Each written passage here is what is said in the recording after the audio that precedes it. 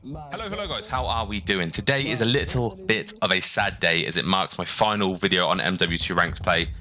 The video itself is a banger, as always. I'm dropping 35 to 19 on hardpoint on Fortress, and yeah, it's a banger, but that's not what the gameplay and the video is going to be about. It's going to be about MW2 as a review, what I think they did well, what I don't think they did very well, and what they could improve upon going into MW3 Ranked play. Now, it's not going to be focused on the game itself. Obviously, there's a huge amount of things I could say about the game. We are going to be focusing on things that have directly impacted ranked play itself. But yeah, what I need from you guys in this video, however, is to let me know one good thing, if you can think of one, you liked about MW2 Ranked play, one thing you didn't like about it, and one thing you hope to improve upon going into MW3. And I'm going to be looking at the comments, and it'll be interesting to see your guys' feedback and the perspective of everyone and generally my audience on the game. So, before we get into it, I just wanted to say, at the start of this year, I was on 1,000 subscribers, and we're leaving MW2 with 4,500. So you guys have been nuts. I just wanted to say a huge thank you for everyone who's tuned in to watch, liked, commented, interacted with me on my Discord, Twitter, all sorts. You guys have been great, and I appreciate every single one of you.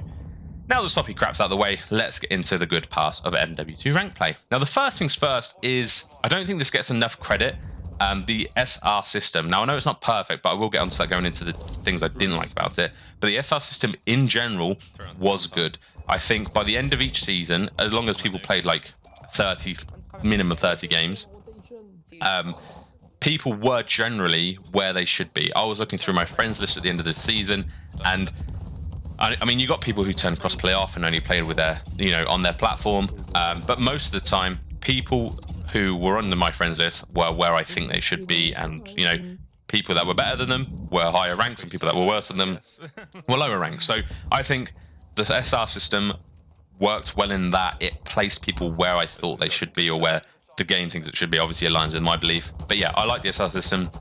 It works. Sometimes it was frustrating, but generally speaking, I think the end point in which everyone, the end rank and what everyone achieved towards the end of the season was, I think, accurate. Now, another thing I'd like to say, which was good about MW2 Ranked play, was the rewards. So at the end of each season, you got rewards, whether it be a camo, an operator skin, a call sign, an emblem. I liked the rewards. It was a way to show off your ability, show off your skill. You could flex the iridescent camo on your gun from last season, and things like that. I love that. I hope they continue going in, continue with that going into MW3. I think that was good. It was definitely an improvement upon Vanguard. It's something I mentioned in my Vanguard review. And I'm glad they've, obviously they haven't listened to me because I don't have that much of a following, but generally speaking, that is something I did like about the game. It gives you something to grow for, and it's, as I say, you could show off a little bit. And the next thing I did like was the meta. Now, you're probably going to be thinking, what on earth are you talking about? The meta was crap. Now, you might say that it was a bit boring because mainly there were two guns, but the two guns were fairly balanced. Now, you guys are probably going to say, wait, the Vaznev was OP, and some of you are going to say, wait, the TAC 56 was OP, what are you on about? But that's the point. The point that there are valid arguments from both sides there just shows how balanced the guns both were. There were times in which I was dying from the TAC, and I was like, what on earth's going on? Then I realised he was just shooting straighter, and it's like, okay, that's fair. But you know what?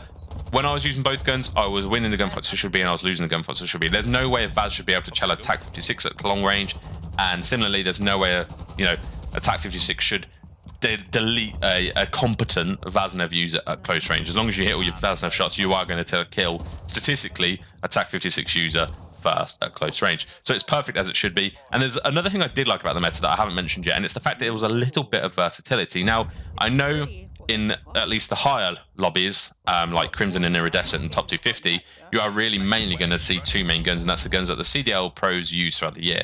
However, in this game, we saw the Vel, or the MP7, we saw the Lockman 556, we saw the Kastov 545. There was a lot more variety in the guns that we were able to use to compete, or at least somewhat compete against other players compared to Vanguard. Now, we had a decent meta in Cold War there. There was the FFAR, there was the, not an Uzi, I can't remember what it was called, but there was another SMG you could use, and there was variety, and I like the fact that there was variety toward the end of this game's life cycle. It made it a little bit more fun. It was a little bit less stagnant. The next thing I want to say was good were the servers. Now, Vanguard was horrendous for me. I did not enjoy Vanguard whatsoever. There was lag, there was packet bursts, and I was not the only one to, to feel that.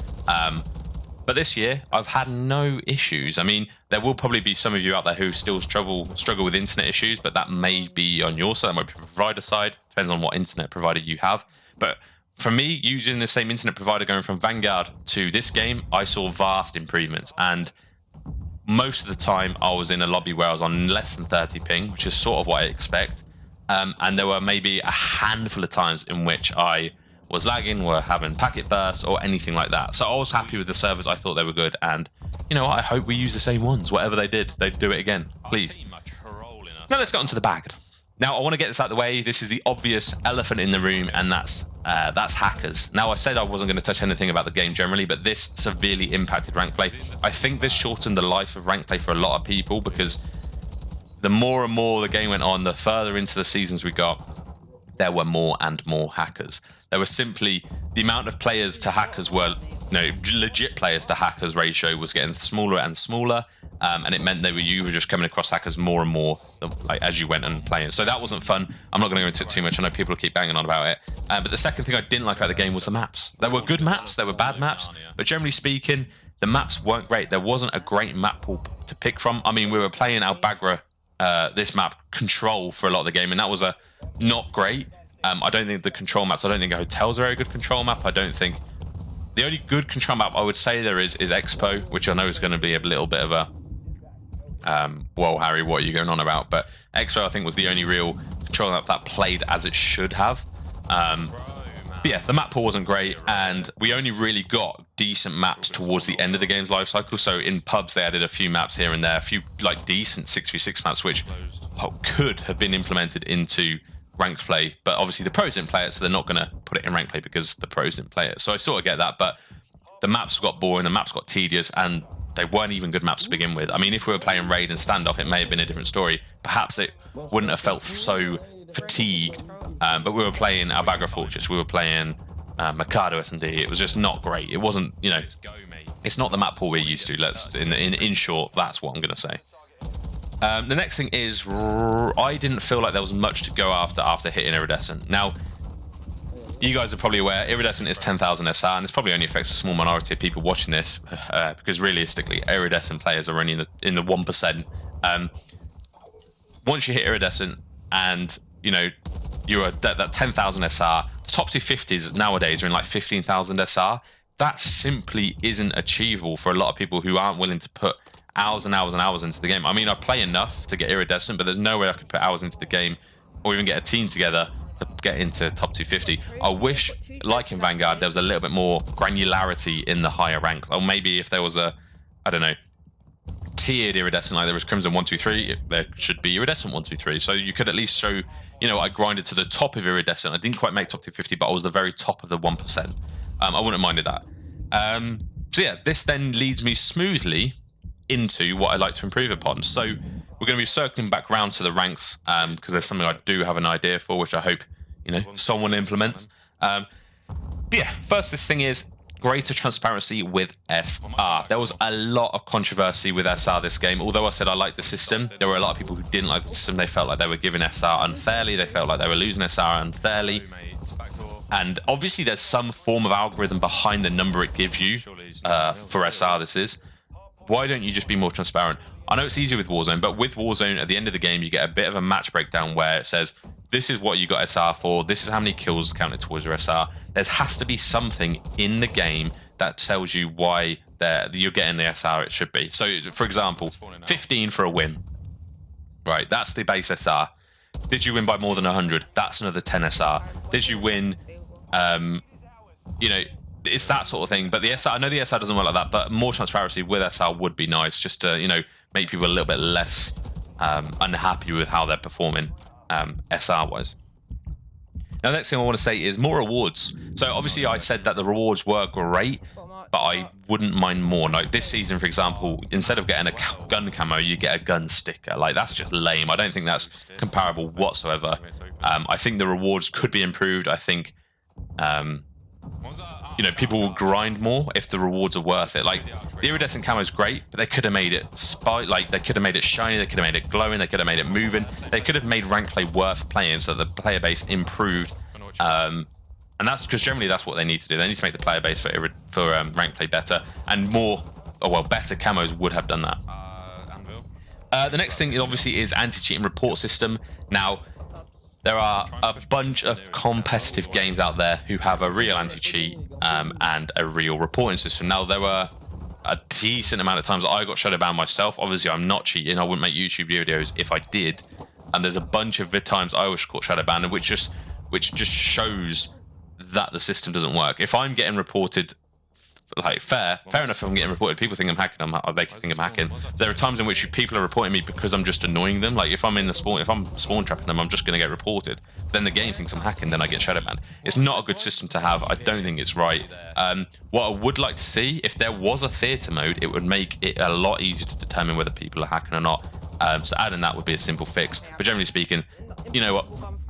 The reporting system and the anti-cheat in general could be improved upon.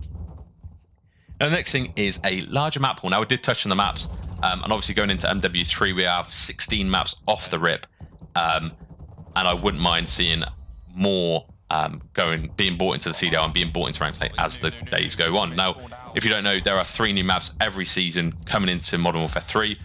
I wouldn't mind the processing these to see whether or not they could be CDL viable, and therefore ranked play viable.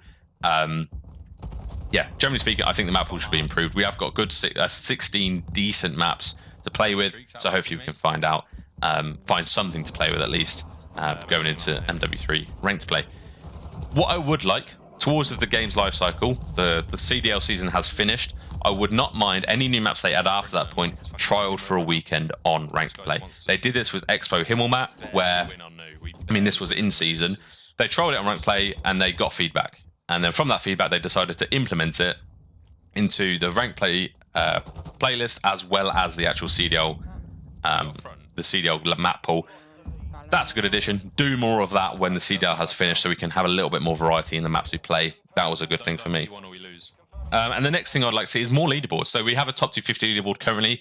I wouldn't mind that to be a top 1,000 leaderboard, and then you could do a top 1,000 NA leaderboard, a top 1,000 EU leaderboard, a top 1,000 Asia leaderboard. You could have all the regions, and then you could have it split by inputs as well. So you could have a leaderboard for PC, leaderboard for console. I think that would be good. I think it would make you, you could see a little bit more achievement other than just the rank. So yeah, that's it from me. As I said, what are your thoughts? I'm intrigued to see what you guys think about the game. Obviously, 1 pro, 1 con, and 1 improvement is all I need in the comments. So that's me for now. Hope you enjoyed the video. Hope you enjoy it, and I'll catch you in the next video, probably on MW3. Ciao for now. Harrz, il aura sorti un film de boule. 5-19.